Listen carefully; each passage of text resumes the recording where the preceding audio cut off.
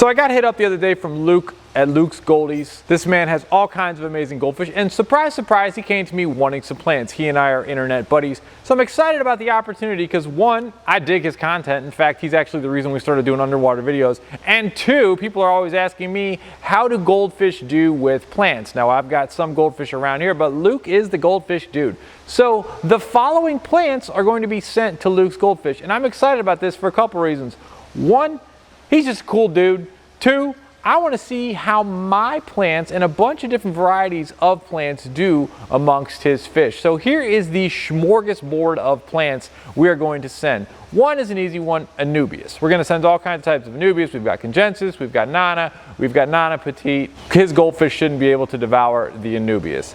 Two, red Tiger Lotus. Now, red Tiger Lotus is an interesting one for me because it's actually kind of a sensitive leaf, melts off in shipping, whatever. But the red Tiger Lotus will float to the surface of the water, which was one of his requests. My question, and something that I want to see through his content, is are the goldfish going to mess with the leaves of the red Tiger Lotus once it's hit the surface? Note, red Tiger Lotus, once they hit surface, are not quite as sexy. Number three, Bacopa. We have both Bacopa Yellow Flame and Bacopa Maneri that are going to head out to my man Luke. Bacopa we are rocking in our own basins by ourselves with our own goldfish. The next one, Bulbitis hudalati. It simply doesn't care. It's rough, it's rugged, it's an African water fern, and the sun comes out right as I start talking about Bulbitis because it's just that awesome of a plant. The other one, water Wisteria, Hygrophila deformis. This is a fast-growing, nitrate-absorbing plant.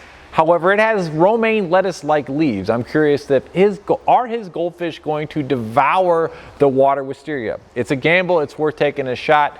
Also, not to be confused with water wisteria, we're going to throw in some water sprite. Water sprite, a little firmer, a little thicker, a little more dense of a plant than the water wisteria, might be a better option and alternative to the goldfish. Another one that I think is going to be interesting is Ludwigia Ripons. Most of you don't know, Ludwigia Ripons is actually native to many parts of the United States. Ludwigia Ripons can handle cold water and lower light. Under high light, bright light, it gets more red. So it's probably going to be a little more light green. Light green is his tank. But one of the main things he was hitting me up for, and something that he and I have in common with how we roll with goldfish, is feeding them. He says you always have to have a constant food source. This is where it gets interesting, and I'm going to take one of my experiments we're doing in the house, shout outs to my dude Brooks back over there, for this idea. First things first, man, we're going to bring in the red root floaters. Now, the red root floaters that I'm going to send him are intentionally filled with duckweed. Will Luke's goldfish eat the duckweed out of the red root floaters and leave the red root floaters behind? They're doing it in my tanks. Are his fish going to do it? Another one that's a great one that we have growing everywhere around here is Azola.